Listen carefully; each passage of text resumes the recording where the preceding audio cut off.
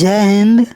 आज हम लोग देखने वाले हैं क्लास 10th का ज्योग्राफी का महत्वपूर्ण ऑब्जेक्टिव क्वेश्चन जो चैप्टर वाइज है।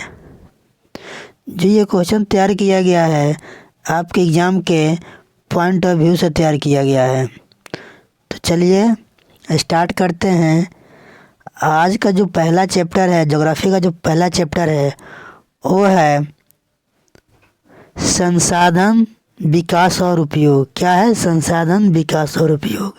भूगोल का अध्याय का पहला चैप्टर का यही नाम है। तो इसी चैप्टर का हम लोग महत्वपूर्ण ऑब्जेक्टिव क्वेश्चन करेंगे। तो देखिए पहला क्वेश्चन है, सौर ऊर्जा निम्नलिखित में कौन सा संसाधन है? तो सौर ऊर्जा जो है निम्नलिखित में पुनः पूर्ति योग्य संसाधन है। तो option number B is right answer. B is right answer. Second question है, निम्नलिखित में से किसका कथन है संसाधन होते नहीं बनते हैं? तो यह कथन जिमरमैन का है। तो option number A is right answer. Third question है, कोयला किस प्रकार का संसाधन है? तो कोयला जो है अनवीकरणीय संसाधन है। Option number A is right answer. Question number 4 है, निम्नलिखित प्राकृतिक संपदाओं में किसका भंडार सीमित है? तो कोयला का जो भंडार है वो सीमित है। किसका? कोयला का। तो option number A is right answer, कोयला हो जाएगा। क्वेश्चन नंबर 5 देखते हैं। ये कहा गया है कि डाकू की अर्थव्यवस्था का संबंध है, यानी डाकू का अर्थव्यवस्था का संबंध किससे है? तो संसाधन के नियोजित दोहन से। संसाधन के नियोजित दोहन से। तो option number B is right answer हो जाएगा। क्वेश्चन नंबर 6 है, ये कहा गया है कि समुद्री क्षेत्र में राजनैतिक सीमा के कितनी किलोमीटर क्षेत्र तक राष्ट्रीय संपदा निहित है? तो ये है 12.2 किलोमीटर। तो option number C is right answer हो जाएगा, 12.2। क्वेश्चन नंबर 7 हम लोग देखेंगे। क्वेश्चन नंबर 7 कहा गया है कि तट रेखा से कितने किलोमीटर क्षेत्र सीमा अपवर्जन आर्थिक क्षेत्र कहलाता है? तो ये कहलाता है 200 NM वाले क्षेत्र को अपवर्जन आर्थिक क्षेत्र कहा जाता है। तो option number B is right answer हो जाएगा। अब कहा गया है कि पंजाब किस प्रकार के संसाधन के मामले में गरीब है? तो पंजाब जो है वो खनिज के मामले में क्या है? गरीब है। कौन से मामले में? तो खनिज के मामले में। तो ऑप्शन नंबर जो है ए इज राइट हो जाएगा, खनिज। क्वेश्चन नंबर 9, ये कहा गया है कि मछलियों के अस्तित्व को खतरे में कौन डाल सकता है? तो मछली के अस्तित्व को खतरे में दूषित जल डाल सकता है। दूषित जल। तो option number D is right answer हो जाएगा। Option number D is right answer. Question number 10 है, ये कहा गया है कि ब्रूटलैंड किस देश की प्रधानमंत्री रह चुकी है? तो ब्रूटलैंड जो है वो नॉर्वे के प्रधानमंत्री रह चुकी है। नॉर्वे के। कौन से? नॉर्वे के। Option number C is right answer हो जाएगा, नॉर्वे। क्वेश्चन नंबर 11 जो है, ये कहा गया है कि जैव और अजैव संसाधन वर्गीकरण का आधार क्या है?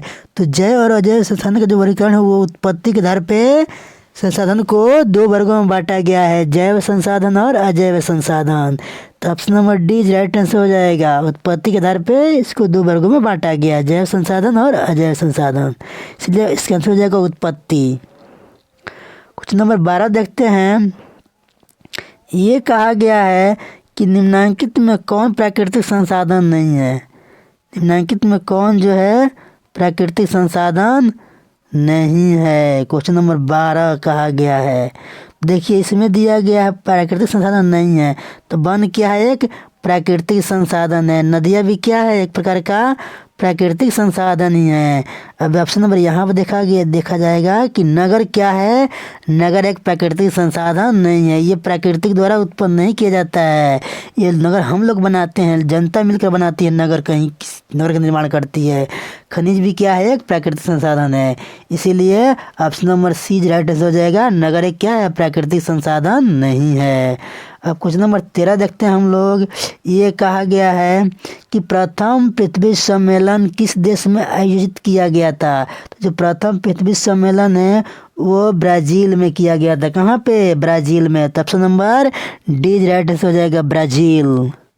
कुछ नंबर अब देखते हैं 14। ये कहा गया है कि बांधों में जल किस संसाधन वर्ग का उदाहरण है। तो बांधों में जो जल है वो संचित संसाधन का उदाहरण है। कौन सा? संचित। Option number B right answer हो जाएगा, संचित।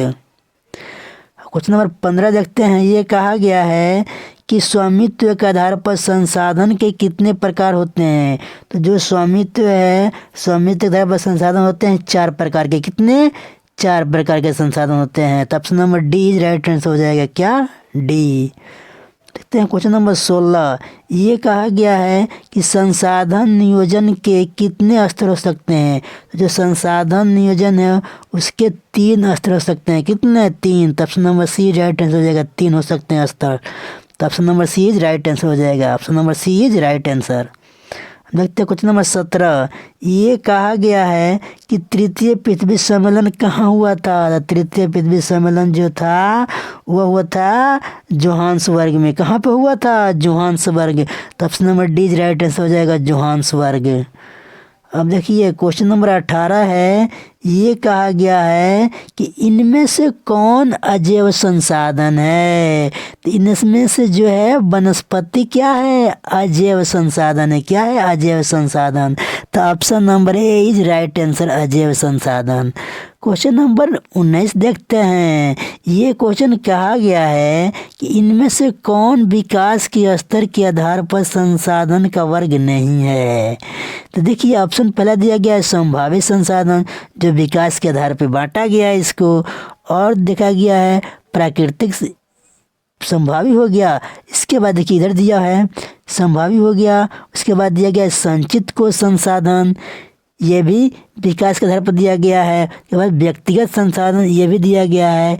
ये ज्ञात जो है ना, ज्ञात विकास के आधार पर कोई संसाधन नहीं होता है, इसीलिए option number D right answer हो जाएगा, ज्ञात। Option number D right answer. ये विकास के आधार पर कोई संसाधन है ही नहीं है, ज्ञात, इसलिए option number D is right answer. ये आज का लास्ट क्वेश्चन है। ये कहा गया है 20 नंबर क्वेश्चन है। ये कहा गया है कि संसार का सबसे कीमती संसाधन कौन है। तो संसार का सबसे कीमती संसाधन खनिज है। क्या है बाबू? खनिज है। तो option number B is right answer हो जाएगा, खनिज। क्या हो जाएगा? खनिज। इसी के साथ आज का ये लेक्चर ख़त्म होता है। फिर कल मिलेंगे ऐसे ही ज़बरदस्त वीडियो के साथ। तब तक के लिए बाय।